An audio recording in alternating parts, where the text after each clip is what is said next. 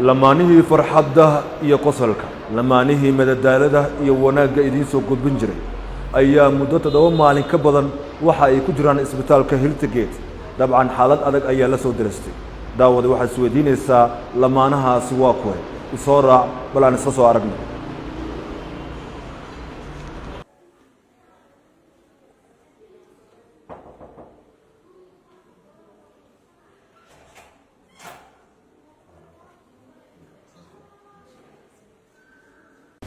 واتح داوديال lamaanihii aan idin sheegay ugu barateen farxadda madadaalada qosolka iyo wanaagaba dabcan waa Abuukar Culisow iyo xaaskiisa sharafta badan Samira in Abuukar soo dhawo markuu bal oo ku soo booqanay xaaladdu waa sidee aad aad ma santahay baashi runtii waxa tahay qofkii ugu horeeyay dhalinyarada asxaabta ahayn ay soo booqday isbitaalka ugu soo booqday muddo badan aan ku jirnay dadka qaar way ogaayeen asxaabteeda ah waxa waa isoo duceynayna qofka ugu horeeyay in kasto ay iimaan doonaan ayagana kuwa kale waxa tahay qofka ugu horeeyay ee imaaday runtii aad aad kaaga mahadcelinayaa dabcan Abuukar adiga xaaskaaga waxa idin kaga bartay wanaaga iyo inaad dadka farxadooda ka talisaan maxaa idin keenay isbitaalka wallahi isbitaalka waxaana keenay xanuun gabadheena ku dhaxay runtii isbitaalka ma aha hotel ama guri waxa waaye alla ku badaleeyaa wax ma aha aad u fiican isbitaal ma aragtay la joogo laakiin muddo 4 bilood ayaan gabadheena la tacaaleynay xanuun fara badan oo hay oo aan markaas anaga ogeyn xanuunka salka u ah marba waxa geenin isbitaal marka isbitaal kale adiga ugu dambeyntii bishaan hadda ku jirno waxa dhacday gabadha in xaaladeeda ka soo dartay waa gartay oo ma aragtay ay neefta oxygen qaadan weysay oo ma aragtay heer indhaha inay cadeys ay gaartaan oo xaafada joogno kadib ayaan la soo cararnay waxaana keenay halkan waa gartay marka isbitaalo badan oo ay geeyeen waa jireen laakiin waxa exactly hay anaga ma ogeyn maadaama qabow iska jiray qabow oo maleyneen inuu hay mar alaale markaan keenay waxa dhacday gabadh in leeyri waa in baaritaan fara badan lagu sameeyaa si loo ogaado waxan xaaladan waxan ma aragtay soo laabanay waxa sababay marka 4 bilood ugu dambeysay adasaasa u la tacaaleynay mar meel ageenay xanuunkeeda waxa waaye zaid oo habeen walba qandho mar walba xanuun aniga xataa ma aragtay waxaan fursado badan u waayay inaan ma aragtay asxaabtaadi inaan ma aragtay social media waqti alla qaad sababtoo ah gabadha habeenkiina way qandaysan tahay maalinkina way qandaysan tahay sometimes habeenkiina waa la soo jeedaysaa maalinkina waa la soo maalinkina waa lagu qasbaya mar ama isbitaal taagan tahay mar gurigana waxa waaye waa la soo jeedaa runtii waxa dhacday marka guntii gunaanadkii ugu dambeyntii in ma aragtay dhakhtarku uu yiri baaritaan fara badan lagu sameeyo waxaan ka shakisanahay gabadhan caloosha waa gartay marka baaritaano ilaa wadnaha xataa uu noo diray dhowr baaritaan lagu sameeyay adkii wadnaha iyo kan caloosha ugu dambeeyay kii wadnaha alxamdulillah waxa la yiri wadnaheedu waa okay wax dhiba ma qabto kii caloosha ugu dambeeyay kaasaan geeyay indhaheena ku arkaynay ma waxna lagu sheekeynay waxa waa caloosheeda waxa lagu shubay biyo badan oo dawlo oo kaamirada laga arkaayo waxa way soo laabanayaan wax walba caloosheeda ay geliso dib ay u soo laabanayaan haday soo laabtaan afka ma soo aadayaan waxay aadayaan sanbabaha iyo feeraha marka dhakhtarkan hore uu noogu sheegay wuxuu yiri gabadhan sanbabaheeda halis ay ku jiraan daawooyin fara badan loo soo qoray hadda laftarkeeda u jiro baalkan iyo waxay ku joogtaa xanuun baabi'iye erbadan way qaadanaysaa oo 10 maalmood u soconayo oo subax iyo galab la duraayo marka anaga intaas kaliya haday aan la 10 maalmood oo asaga dirin haduu Ilaahay noo caafin lahaa dhakhtarkii waxa uu yiri baaritaanka markaan soo sameeyay waa degdeg in qalin lagu sameeyaa waa gartay waa inay qalin heshaa berri ma aan berri dambe shalom leeyahay waa gartay hadda anagana meeshan wax ka yar 2 maalmood waa in gabadhan qalin waa inay qalin heshaas hadii kale sanbabaheeda ma aragtay dhibaatooyin waaweyn qabaan damage qabaan dhaawac weyn ku yaala marka waxa laga yaabaa in hadhow ay noqdaan kuwa aan ma aragtay shaqadooda gudanin soo marka xaalad saasi u jirtaa gabadhana way ku qasban tahay inay gashaa qalin ay gashaa beritoole inay qalin gashaa. dabcan daawadayaal qofkii Kenya joogi jira ama iminkaba jooga ayaa yaqaana isbitaalada iyo dabcan markuu qofka xanuunsado iyo marxaladaha la maro. walaalkeen Abuukar Culusow waxaad ugu barateen inta badan farxad iyo qosol ayaad ugu barateen. waa dareemi kartaa markaa tahay aabe isla markaana ilmihii aad dhashay ka xanuunsan yahay aadan awood badan u lahayn ilmahaasi dabcan dhaqaatiirta iyo waxyaabay u baahan yihiin inaad ka qabtirtid. Abuukar dabcan afnaan marxalado kala duwan soo martay marba isbitaal ayaa geenayseen markaad ugu dambeysay isbitaalka aad keenteen Healthgate wuxuu idin sheegay in gabadhan ay qalin degdeg ah u baahan tahay haddii lagu sameyn waayo xaaladeeda ay halis galayso. dhakhtarka horta aan dhakhtar ma ihi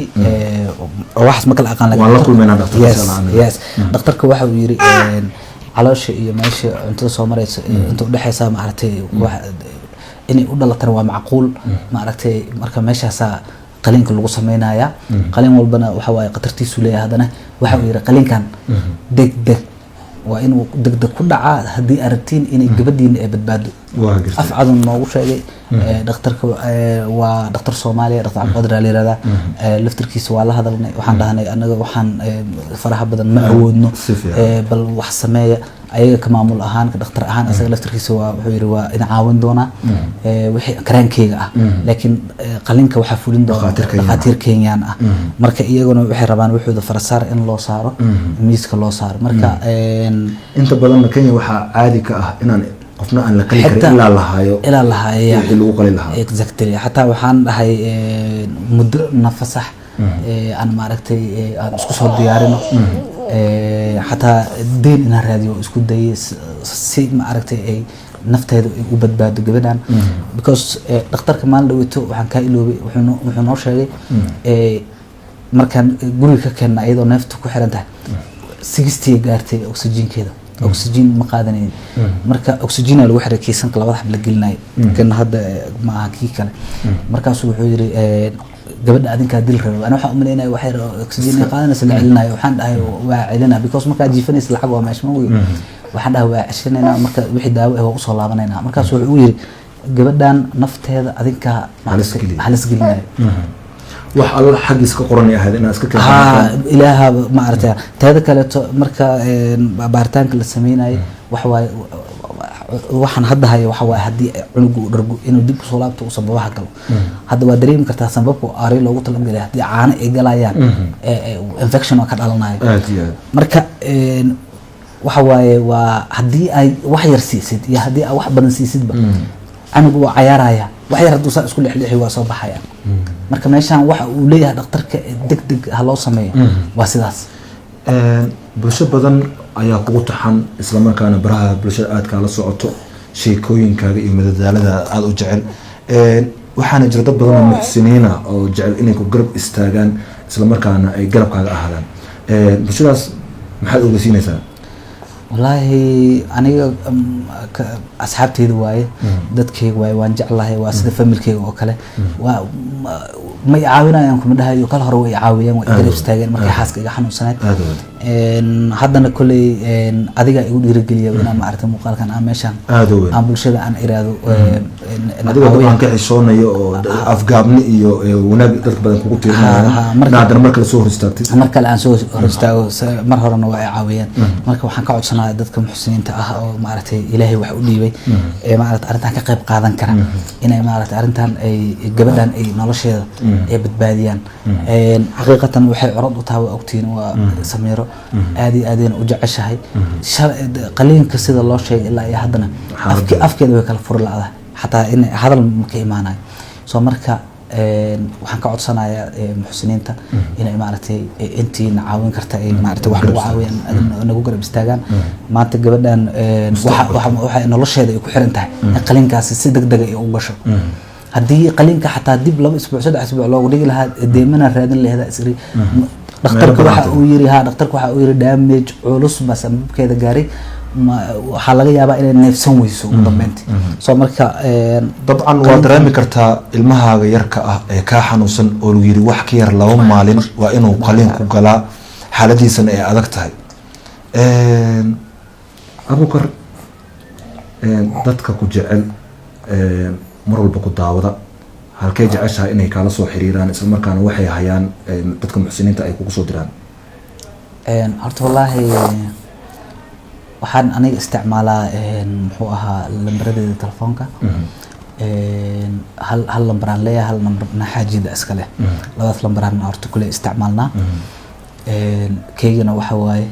2547 91665392 hoosna ku qori doontaa ambeesana uu furan yahay ambees waa u furan yahay waxa waaye magaca saddexna Abuukar Maxamed Axmed Abuukar Maxamed Axmed dabcan walaalayaal ducada xitaa waa loo baahan yahay in walaalkiina aad soo wacdaan oo u duceysaan in gabadha yarta caafimaad degdeg ah hesho iyadoo laftirkeed waa arrin muhiim ah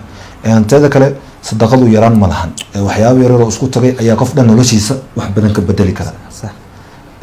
gabagabadii daawadayaasha maxaa ku tahay gabagabadii horta in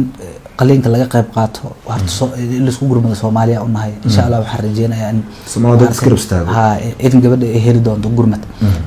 muhiimadu waxay tahay qaliinka 2 saacadood lagu jiraya qaliinka laftirkiisa uu duco u baahan yahay in Ilaahay gabadha noo badbaadiyo oo gabadhan Ilaahay qaliinka ka soo badbaadiyo insha Allah waxaan rajeynayaa in maartay aad soo duceyn doontaan si Ilaahay u badbaadiyo marka xal kale ma jiro gabadhan daawooyin kaalmaatiya ma jiraan wax jira male waa in qaliinkaas ay martaa waa qasab uu dhakhtarku yiri waa tahay Abuukar aad u maasan tahay aniga ahaan iyo asxaabtana daawanaya waxaan ku leenahay Allah subhanahu wa ta'ala gabadheena yartay afnaan ha caafiyo isla markaana caafimaad